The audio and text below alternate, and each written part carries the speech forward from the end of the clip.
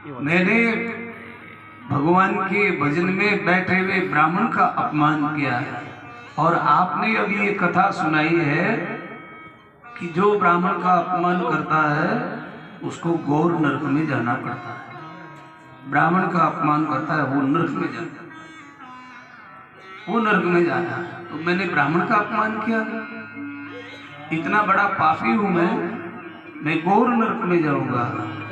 अब भागवत सुनने का अर्थ क्या है?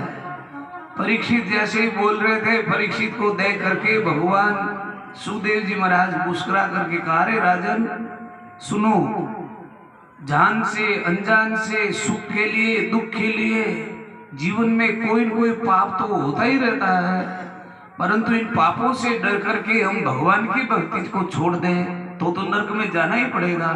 पापों को खत्म करने के लिए, पापों का नाश करने के लिए, कर्मों को समाप्त करने के लिए भगवान की भक्ति होती है। हमारे दयाल जी महाराज ने भी लिखा कि कर्म बड़ा की हरि बड़ा, ये अचरज मोया। जब दयाल जी महाराज को देवांगना ने श्राप दे दिया कि तुम्हारी आंख फूट जाए, आंख में पीड़ा हो जाए, तो दयाल जी महाराज ने कहा, अरे भगवान ये पीड़ा हो गई, मेरी ये समझ में नहीं आया, आप बड़े हो या मेरा कर्म बढ़ा है। लोग बोलते हैं कि कर्मों का दंड मिला है, तो कर्म बढ़े हैं क्या?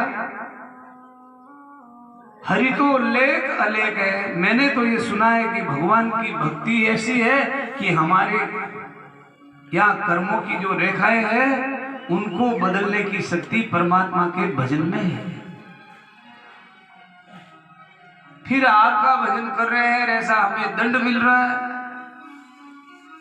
तो आप बढ़े हुए हो या हमारे कर्मों का दोष है? ये कर्म बढ़े हुए, ये अचरज मोया है। मुझे विचार आ रहा, अचंबा आ रहा। हरि तो लेख अलेख है, भगवान तो ऐसे है जो लिखे हुए को मिटा सकते हैं और भी कुछ लिख सकते हैं। क्या करें? असली धन, असली साधन तो पापों को नाश करने का, परीक्षित, केवल परमात्मा का भजन, परमात्मा की एक कथाएं हैं। बाकी तो और दिखावे के उपाय है, दिखावा होता है ना। एक पत्नी थी, वो पत्नी पतिव्रत धर्म का पालन करने वाली, तो उसका पति बोलता है कि देखो जी, इस गांव में अब कमाई नहीं मिल रही, अपना घर खर्चा चलाना मुश्किल हो गया, क्या करें? बाहर जाना पड़ेगा, पर मैं तुम्हें साथ नहीं ले जाऊंगा।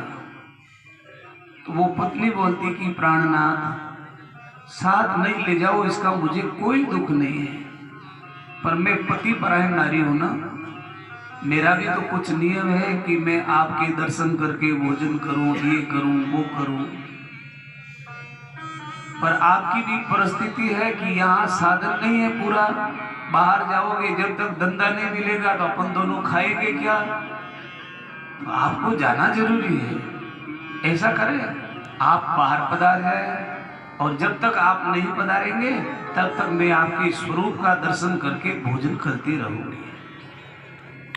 पति बाहर चले गए और पत्नी ने उस अपने पति की जो फोटो थी, उस फोटो में भोजन बना करके पहले उनको भोजन करा देते बैठ करके, और फिर वो आप भोजन कर लेते। ऐसे करते करते करते 5 वर्ष पूरे हो गए। 5 वर्षों के बाद वो वापस पधारे। अब 5 वर्षों के बाद वापस आए। कब आए? कि वो भोजन लगाने के, अपने पति की फोटो के सामने भोग लगाने के लिए बैठी थी।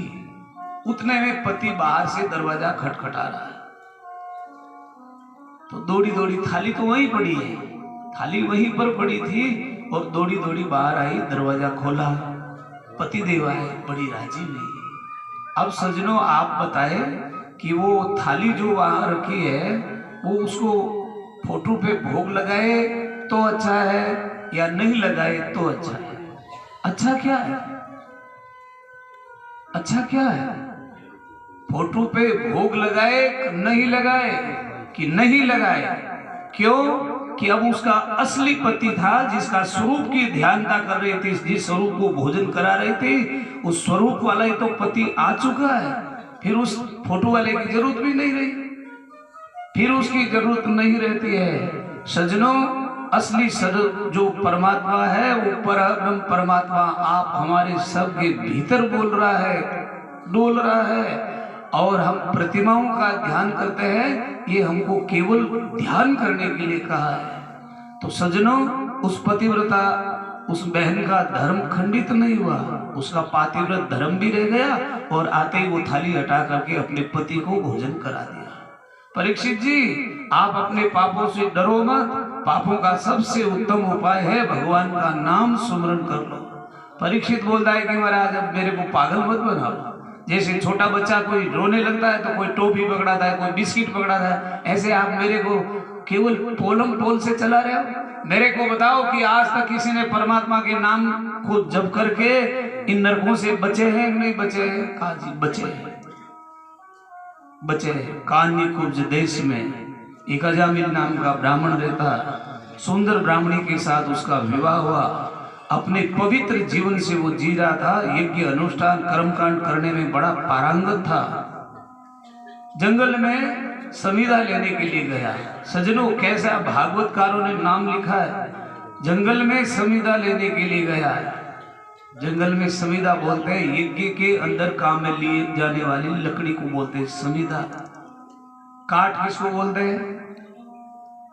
काठ किसको बोलते हैं? शमशान भूमि में जो लकड़ी ले जाई जाती है उसको काठ बोला जाता है। मुग्धना किसको बोलते हैं? विवाह के आयोजन में जो लाई जाती है लकड़ी उसको मुग्धना बोलते हैं। कितना बढ़िया व्यवस्थित नाम है। आप और हमको पूछने की जरूरत भी नहीं पड़े। अरे कोई जन्मता तो क्या बोलते हैं? सुआ हो गया। मरता तो क्या बोलते हैं? सूतक हो गया। सुआ और सूतक कोई लंबा चौड़ा है क्या? सुआ का अर्थ भी अपवित्रता है, सूतक का अर्थ भी अपवित्रता है। लेकिन हम लोगों ने हमारे समझ से उनको अलग अलग जगह पर विराजमान। सुआ कहे तो जन्मा है, सूतक कहे तो मरा है दोनों का अर्थ अपवित्रता। ऐसे ही समिधा कहे तो ध्यान आएगा कि अरे कोई कर्मकांड करने के लिए आहुति की, ये यज्ञ की लकड़ी लाने के लिए अजामिल जी गए लकड़ी लेने के लिए। लकड़ियों का वो समिधा का गठर अपने सिर के ऊपर लेकर के आ रहे थे। रास्ते में कोई पर पुरुषों को किसी वेश्यों के साथ कुकर्म करते देखा।